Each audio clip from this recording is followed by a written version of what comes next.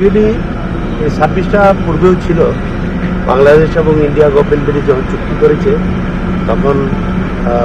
ইন্ডিয়ার তরফ থেকে ওয়েস্ট বেঙ্গল ট্রান্সপোর্ট কর্পোরেশন এবং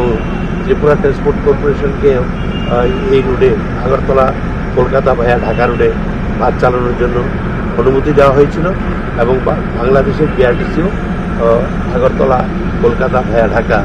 বাস চালানোর অনুমতি পেয়েছিল। কিন্তু আপনারা জানেন যে মাঝখানে যে কোভিড যখন এই মহামারী আসলো, এই পিরিয়ডে সমস্ত কিছু বন্ধ হয়ে গিয়েছিল, ইন্টারন্যাশনাল বাস সার্ভিসও বন্ধ হয়ে গিয়েছিল। তো দীর্ঘদিন যাবতেই এই কোভিডের কারণে এই বাস সার্ভিস বন্ধ হওয়ার পর আজকে প্রায় 1 বছর যাবৎ পুনরায় এই সার্ভিস চালু হয়েছে এবং আমাদের ত্রিপুরার ট্রান্সপোর্ট কর্পোরেশনের তরফে রয়্যাল মৈত্রী এবং বাংলাদেশের তরফে বিআরটিসির তরফ থেকে সামরিক পরিবহন